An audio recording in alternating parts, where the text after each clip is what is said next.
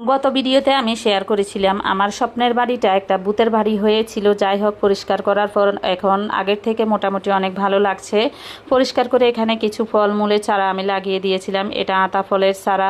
আসলে কিন্তু পরিষ্কার করার পর আমি নিজের বাড়িটাকে দেখে নিজে অবাক হচ্ছি। আসলে পরিচ্ছন্ন থাকলে বাড়িটা কত সুন্দর লাগতো, সবসময় যদি পরিষ্কার থাকতো। এটা হচ্ছে আমড়া গাছ।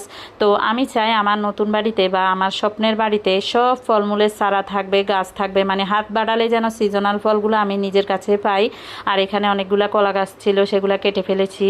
কলা গাছ কিন্তু মাটি নষ্ট করে, তাই। আর এদিকেও আমি অনেক চারা লাগিয়েছিলাম। এই যে ব্যালকনির সামনে লাগিয়েছি একটা পেয়ারা গাছ। তো তার পাশে আমি লাগিয়েছি একটা বাড়ি থ্রি চায়না যেই লিচুটা সেটা। আর এইটা হচ্ছে একটা বড় জাতের কাগজি লেবু, এটা কিন্তু গত বছর লাগিয়েছিলাম আমি।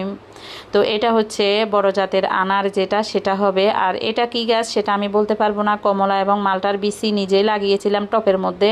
এখন কোনটার চারা সেটা ফল ধরলে বুঝতে পারবো। আর এই যে দেখতে পাচ্ছেন ঘরের পাশে আরও একটা পেয়ারা গাছ আমি লাগিয়েছি। এখন ঘরের পিছনেই চলে যাব যেখানে আমি টাঙ্কি করেছিলাম।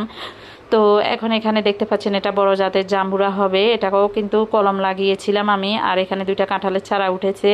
তো মোটামুটি দেখা যাক চারাগুলো রাখা যায় কিনা। তো এখানে লাগিয়েছি আমি আমড়া গাছ, পাশে কিন্তু দুটা সুপারির চারা রয়েছে। আমি গাছগুলোকে ফাঁক ফাঁক করে লাগিয়েছি তাড়াতাড়ি যেন বড় হয়ে যায়, সেই জন্য।